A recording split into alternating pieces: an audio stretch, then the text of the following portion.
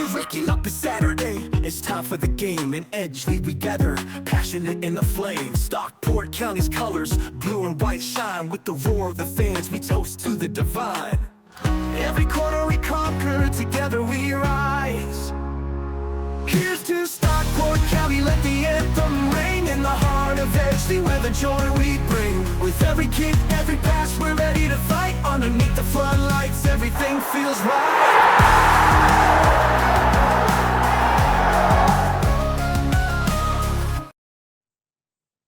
Hello and welcome to the PODBEAN podcast, a Stockport County fan podcast. Yet another away county day and the first draw of the season. We've got Rob and Calvin today as we don't look back in anger at what could have been. How are we doing, lads? I'm alright. Just coming to the end of 2 weeks off work and getting the usual anxiety going back to work, but nothing I can't handle. We won't talk about Oasis too much about tickets because we don't want to see a grown man cry with Calvin. It was gutting, but you know, back to talking about football, which is better than any concert anyway. So exactly. So we spoke to many people before the game, and we also asked people on the socials as well. Remember, the socials are all going to be in the description below, or you can search the PODBEAN podcast. But let's have a listen to what the game... So let's listen to before the game and hear their predictions. Hello, Callum here from the PODBEAN podcast. Want the latest scores? Want behind-the-scenes footage? Or want to give us your predictions for the game? Well, why not join us on social media? We're on Facebook, Instagram, X, and TikTok. And all the links to our socials will be in the description below. Now you can be closer to the podcast than ever. First of all, we asked people on TikTok this week, and we got some good responses from county fans, with no surprise there really, for the start that county have made this season. Louis Flood was hopeful for another win without conceding a goal, while Mickey Hudson spoke about Mansfield injury worries, but Usher Watt and SCFC UTC were both well aware of, as Usher Watt calls them, our bogey team. The Yellow Stags were just cheering on their team, and they commented, "Up the Stags." Now let's listen to some fans outside the ground. Alright, we're here at Mansfield, the stadium is behind me. Let's go and get some predictions. Can I get your predictions for the game today, please? Yeah, I think 3-1. Yeah, 3-1 to Stockport. Yeah, 3-1 to Stockport. 2-1 Stockport. So a lot of positivity again for that one. 3-1, 2-1. A lot of people predicted that Stockport were going to concede, but I think they expected more of Stockport, Rob.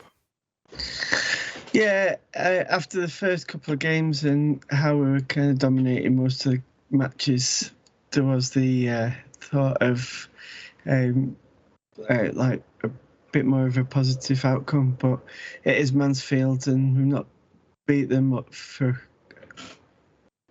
quite a few seasons, and the last 3 games were defeats. So I think the draw was the positive outcome in the end.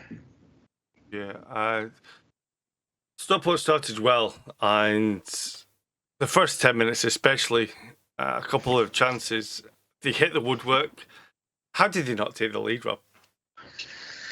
I haven't seen the highlights yet, but from where we were sat, the ball looked like it had hit the bar, went over and come back again, you know, as they do, and bounced on the line. But we were at the other end of the ground from the goal, so I couldn't be sure.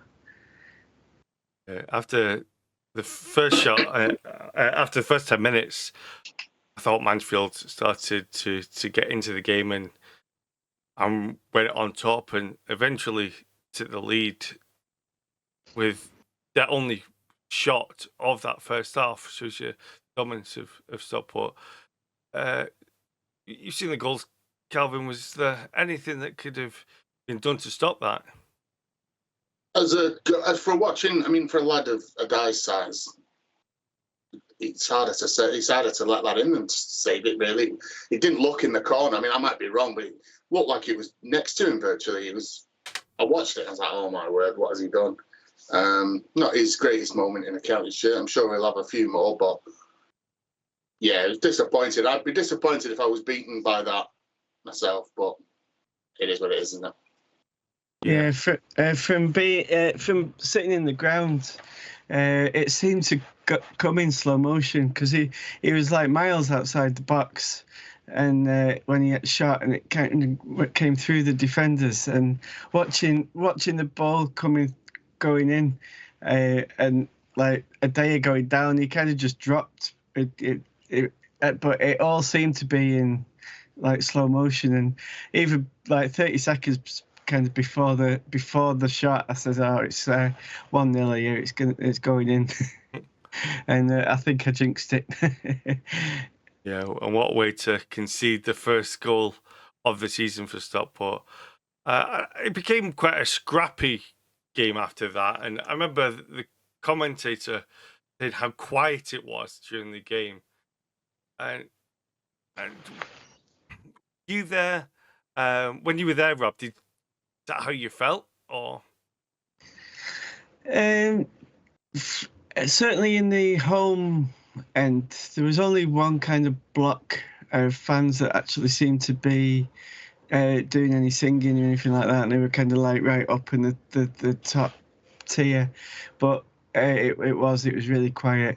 The only time that they actually seemed to start singing was after their goal, when they were singing "You're Not Singing Anymore" to us lot, but apart from that, it was quite quiet. We were singing Oliver's favourite away chant of "Is this a library?"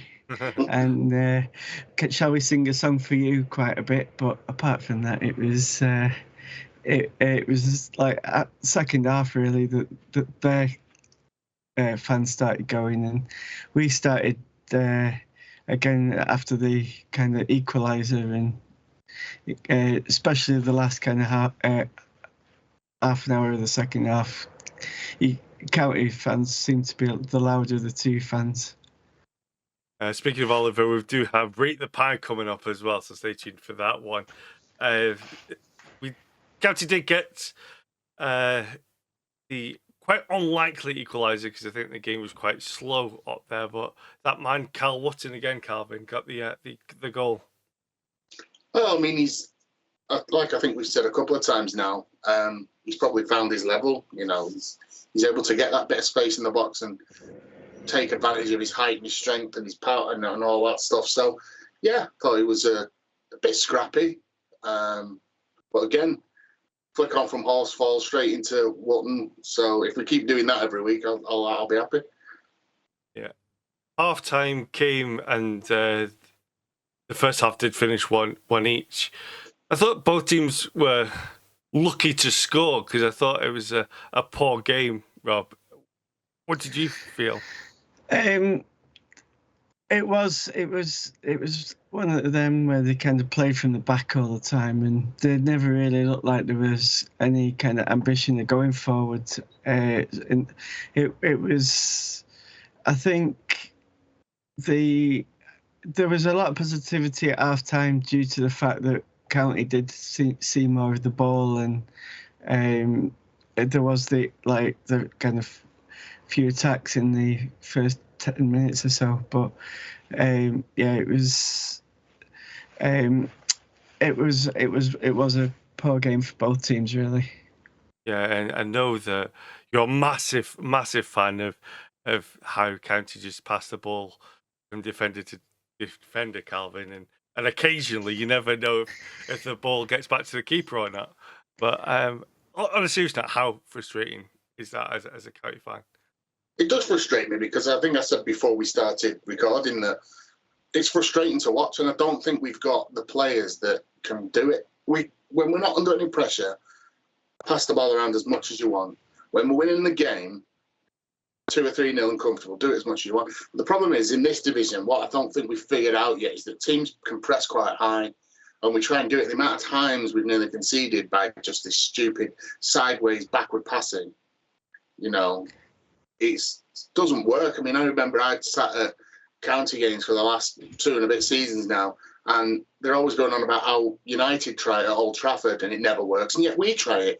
And I think, was there a game last year, you might remember this, Rob, I think we were up against Grimsby, was it, or Notts County, where they were just playing it out from the back, and we just kept catching them every time. And I kept saying, they can't do this, and then we go and do it. It's not a standard of football. I think it's not something we're going to be able to get away with all season. I think early season you get away with it, but we need to sort of learn to get that ball out quickly and get it out of that back four as quick as we can. Yeah, Mansfield seemed to sit back quite a bit in the second half and just let us keep passing it. There was at one point when Adair was near the halfway line, joining in with the passing. He was that bored of the lack of effort by both teams, I think, really. Yeah, I think it was about 70 minutes before I think things started to change, and especially with Stockport, because he had a couple of good chances. Jaden Feveray, one day. He did well on the right-hand side and had that wild shot over the bar, and there was that great run from Callum Camps as well, running into the box and just missing the right hand post.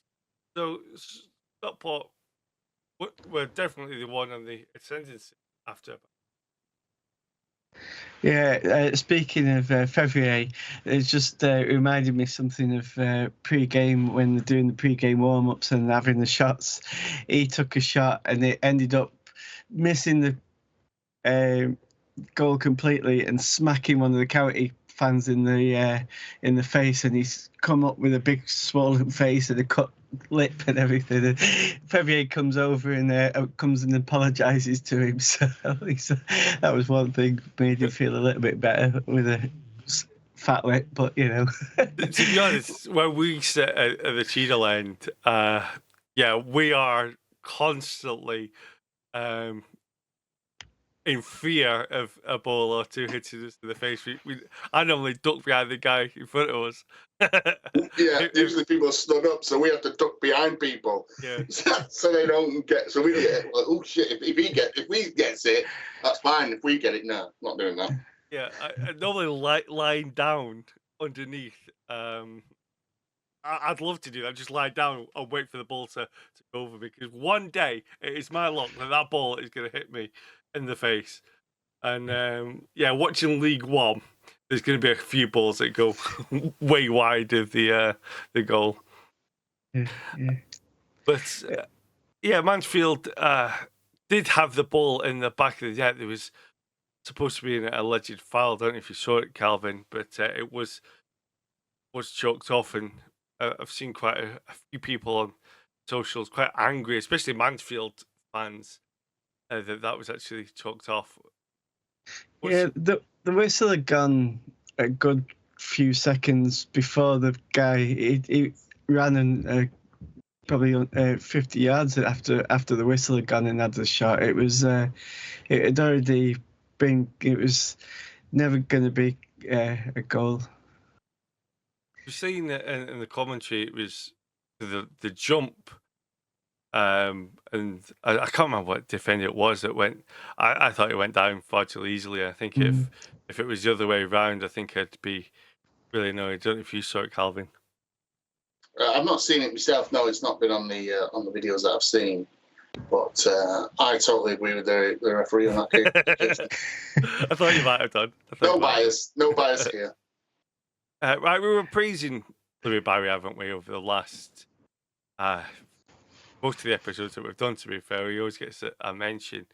And 15 minutes ago, just as the game was coming to an end, he was substituted off. I think 15 minutes, take one of your talisman and they get the most dangerous player off.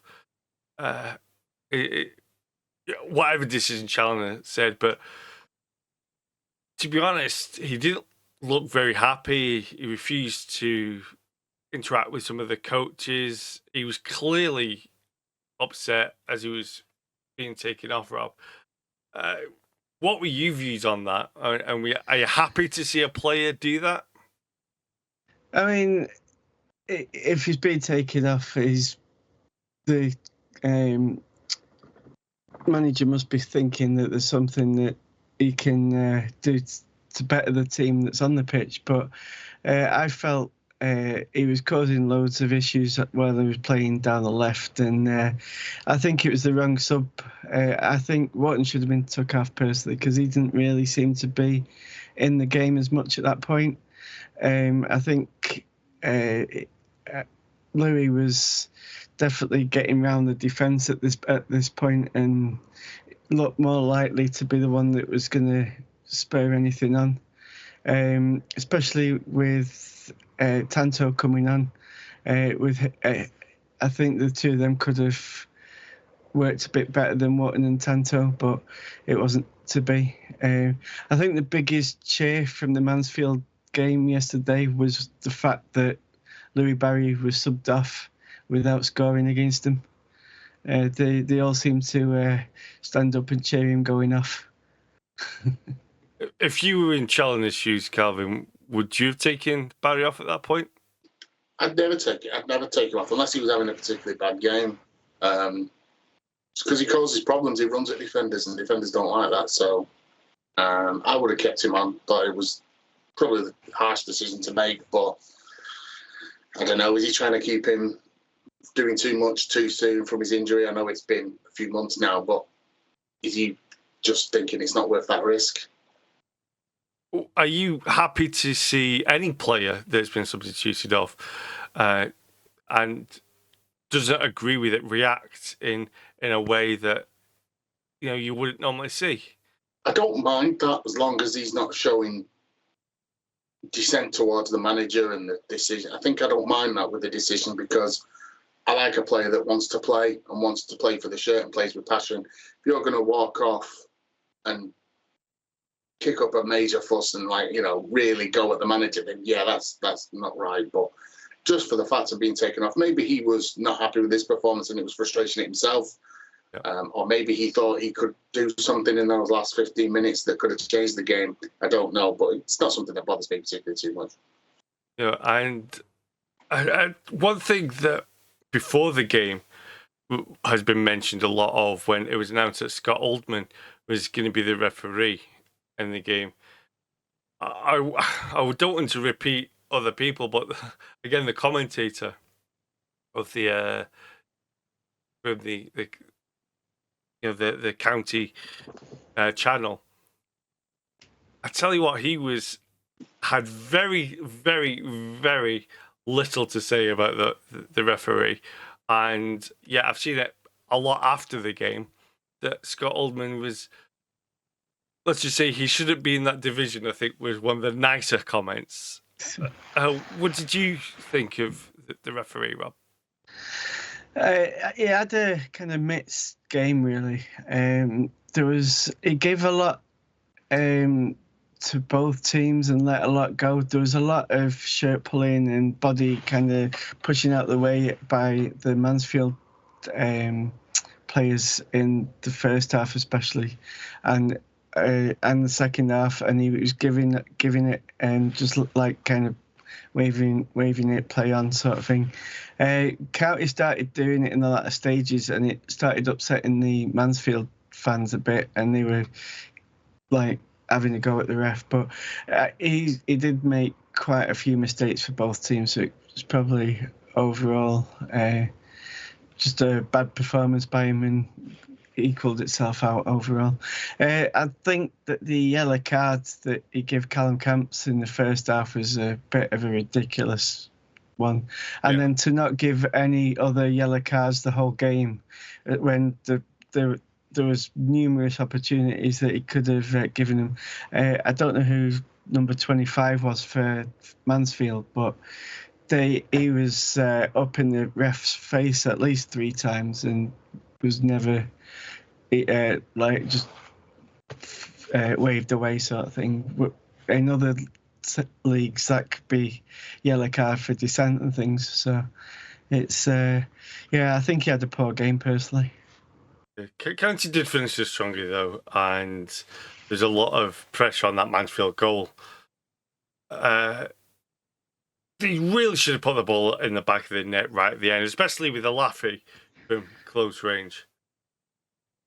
Yeah, there was a couple of chances Alafi got, and it just kind of skimmed past the far post. I think Callum Camps had a shot as well that was late on that could have easily gone in, but it just wasn't our day. Yeah.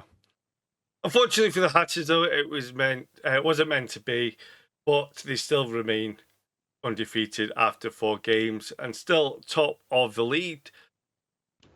The league table, the league games are pretty much it now for the next week or so because of internationals. But looking at it at 4 games, if I had told you we were top, Calvin, would you have believed me and would you have taken it? 100%. And that's not arrogance at County, then that's all biased. But I think I've said this to you a few games this season. The gap, I think, from League One and League Two is not massive. It's not a big gap. You know, when you go from League One to the Championship, that's a huge jump. You'd really have to invest heavily. And same for the Prem. From League Two and League One, I don't think it's that much of a gap. So I think if we brought in right and we got a couple of, strengthening in a few areas, I don't think it's beyond it. Do I think we would have been there? No. But did I think it was possible? Of course I did, yeah, because like I said, I don't think it's a major difference. I think it's one of them, you could switch those leagues around and teams would still, beat each other, as it were. It doesn't really make a difference. So, yeah, I think both leagues are quite close. So, yeah, I thought it was possible, but I didn't expect it myself. You, Rob, were you surprised after the first 4 games? I think we've been lucky that we've had quite a few teams that were kind of mid-table last season, pushing for the playoffs, which is where we kind of want to be. But top of the league, I wouldn't have said that so at this point of before the season started. Now let's see where we are at Christmas then, folks. Right, now is the most important side of the podcast, and it's the one that we've all been waiting for. Oliver's Rate the Pie. This week on Oliver's Rate the Pie, we're at Mansfield Town. So let's have a look at the pastry. It's quite a nice thick pastry. Quite large pieces of chicken inside there.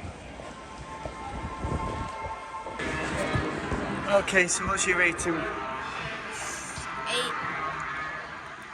8 out of 10? Yeah. So it's a good pie, but not as good as County's, but better than Blackpool's. Yeah. Okay. So 8 out of 10, better than Blackpool. Currently, obviously, we've got to have County in there because we've not rated that pie. I think we'll know where it's going to come. We know where that pie is going. There's nowhere else that pie is going. It's going where we are right now, top of the league. But he was quite impressive with that one. He said it was better than the Blackpool one, Rob. Yeah, he was quite impressed with the size of the chicken. There was quite big chicken pieces in there, so he was quite impressed with the size of the chicken in the Balti pie. So he was happy with that one. I think what we need to try and get done before the next episode, lads, is a pie chart. We definitely need one of them. Sorry, you can cut that out if you want. I'll leave it in. No, we're just going to put Calvin's bad joke of the week. Right, let's have a look at the predictions now. And as we know, we all predicted a County win. It didn't happen, fortunately. So it remains as you were. And I think Calvin's the most happy going into international break he can have a bit of a stretch and a relax and know that he's got a couple of weeks still, like Stockport, top of the table. You happy with that, Calvin, so far? I'm very happy with that. It could have gone better, but just need Rob to get off the bottom of the table now and have you at the bottom. We'll be happy days. Oh, well, that's probably going to happen at some point. Right, we're going to look at the game now. The next league game is what we're going to concentrate on, which is not for a couple of weeks. It's against Crawley away, and we're going to have the old spinny-roo, and we're going to find out who is going to go first on the predictions. So let's have a look. Slow in, and I hate going first. But in case it's me, and I'm gonna go with. I'm gonna go with a county win, and I'm gonna go 1-0. A 1-0 county win. I think Crawley have I've said it now. I'm hoping County get some players back, and it'll be a better game. I know that they've won 2, lost to Crawley, so I don't know. I think County are going to win it 1-0. That's my prediction. Okay, let's spin that magical wheel again. It's slowing down. It looks like it's Calvin now with his prediction. That's hard because I like to copy Rob, just so he can't overtake me. So you've put me on the spot now. My prediction is whatever Rob says. Can I do that? No. Right. Okay. I'm gonna go out and say 2-1 to Stockport. That's right. Wow. Okay. Cool. And now, well, no, that you're the last person, Rob, but we'll spin the wheel for you anyway. Imagine if you don't win now. Okay, Rob, where are you going? I'd like to say, Calvin, that you're right, because that's what I was going for as well. 2-1 win. He's about to go. Okay. So 3 county wins, and yeah, we've got some predictions that are very much the same. And Robbie should have changed that then. You should have changed it right then. But now you've done it now. So Calvin is can only be surpassed. Like, I'll be surpassed, can you, in the next game? Because you could surpass me if they win one. Yeah, we'll get the same amount of points. If it's a 1-0, I get 2. You still got the 1. So you'd go above me on alphabetical, though, wouldn't you? Cause yeah, we'll do that. That's fine. Just hope it's 2-1 now. No. Because if it's 2-1, you'd be. Oh, you wouldn't be bottom, would you? Because you'd be ahead of Rob on alphabetical as well. Oh, we need away goals. We need 0.5 and stuff like that. But, oh well. No, do you know what we should do? It should be based on totally correct. So, like you have goal difference in the Premier League. To split it should be correct scores. So if Rob gets a correct score, and he's got the same amount of points as you, he should go above you because he's guessed most correct actual score lines. Yeah, okay. That's how we should do it. The leaderboard will be changed for next time. Okay, cool. That's pretty much it for the Channel End podcast this week. Please remember to like and subscribe if you're on the YouTube. Like, we won't talk about Kevin Stacey, but the YouTube. So please remember to like and subscribe. And if you want your prediction for Crawley, please remember to give us a comment as well, or just give us a comment and say how good or bad we're doing. It's always appreciated. Check out our socials. Other link are in the description. If you're watching on TikTok, please give us a like. I don't know TikTok. Rob's the one that deals with that. But also... Can I just say, sorry, as well, for anyone who else does watch on YouTube, if there is anything on this podcast that you don't like or you'd like to see changed, let us know, because at the end of the day, we are just 3 normal blokes just talking about football. We've got a passion for football, passion for Stockport. So if you have got anything that, you think should be taken out, added in, something we can change, then just drop it in the comments. We're happy to hear all sort of comments, really. It's anything that can help us improve and give you guys better content. Yeah. And if you don't like our ugly mugs on your screen, you can listen to us on Podbean, where it's just the audio as well. So we've got plenty of ways you can get in touch with us here at the Cheadle Lane Podcast. We'll be back again next week, and we'll have a quick overview of the Cup, plus county news as well, and maybe just a chat for the three of us as well. So until then, thanks very much for watching, listening, or wherever you are. Thanks very much. I'll see you next week, Calvin. See you later. See you next week, Rob. See ya. See you again.